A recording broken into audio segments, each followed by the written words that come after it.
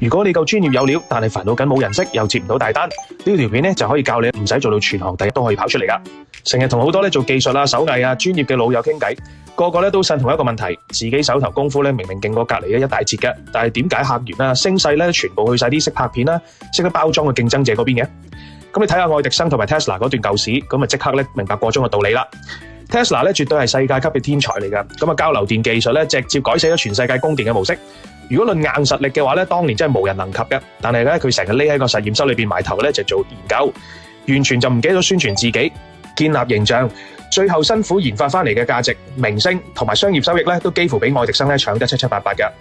咁反觀下愛迪生啦，據講有一半標榜嘅發明其實都唔係佢一手原創嘅，有啲專利係買翻嚟，有啲係團隊搞出嚟。唔理佢好人定壞人，佢最強嘅本領唔係做實驗，而係識得整合技術、鋪排公關宣傳，硬生生咁塑造出一個萬能發明天才嘅大眾形象。到咗今日啦，普通人一講到呢個電器革新第一個諗到永遠都係佢噶。好多人仲死攬住一個舊嘅觀念，覺得自己夠叻，客戶自然會揾上門。但係其實市場根本唔係咁運作嘅，實力只係保住我哋嘅飯碗底線，有冇曝光，有冇人識得我哋，先係決定我哋賺得多唔多嘅上限。我哋完全唔使逼自己做全行頂尖第一噶。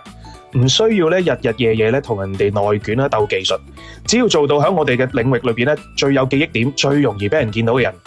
已經贏晒90%淨係識得低頭做嘢嘅高手啦。試諗下，如果當年 Tesla 肯抽少少時間經營下個人品牌，根本就唔會白白放棄屬於自己嘅大好機會。技術令到我哋唔會俾人淘汰，個人品牌先係帶你出圈揾大單嘅。與其不斷同對手鬥實力，不如多啲露面，多啲分享，令多啲人認識我哋呢啲真材實料嘅人啦。齋有料唔夠嘅，要多啲人認識先有生意。如果你都想知道點樣可以包裝自己，增加曝光，即刻留個言，我再同你慢慢傾啦。